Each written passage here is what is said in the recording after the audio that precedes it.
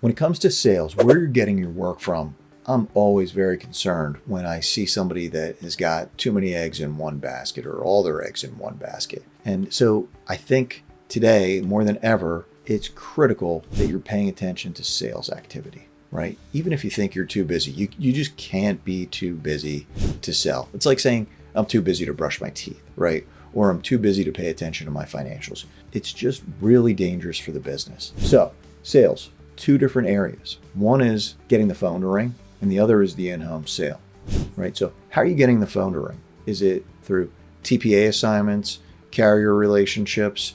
Is it Google, LSA, pay-per-click? Is it lead gen services? All these things are good, but they can also be dangerous sometimes. Maybe if, say 80% of your work is coming through any one of those venues, that's a problem, right? You're leaving yourself open to a lot of vulnerability. So that's when I think of sales, I think of these two different buckets. One is getting the phone to ring, and the other one is now you've got the lead and you've got to sell it, right? So the in-home sales. And as I think about sales, I think, well, who can we learn from? Which sales professionals are handling the highest dollar amount transactions?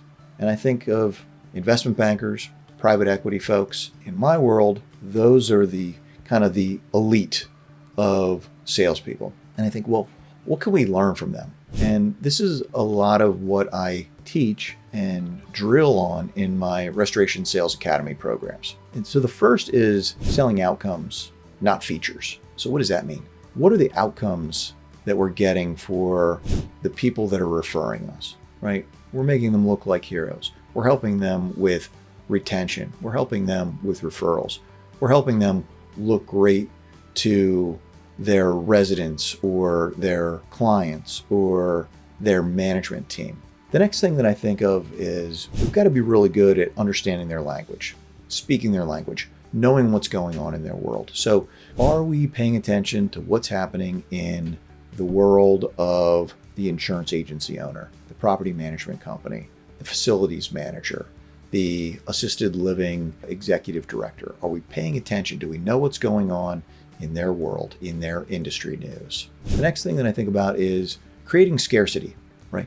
Making yourself different from everybody else, because it's so easy to fall into that trap of, oh, you're like that other company that has fans and dehumidifiers, right? So what's your value? Really be able to speak to this question of, why should I do business with you? The next thing that I think is really important is that you can talk about your process. You've got a very clear, defined process for how you do what you do, right? And how that impacts your referral source, how it impacts the client. The next thing is relationship building, right? We're not in this for the next water job or the next fire. Those are important, right? But we're in it for the long haul, building that pipeline of repeatable work over and over and over. The importance of building long-term relationships. So if you feel like you could use a little help working on some or all of these things, book a call with me. I'll tell you more about my Restoration Sales Academy. And if that's not a fit, maybe one-on-one coaching makes more sense. See you in the next video.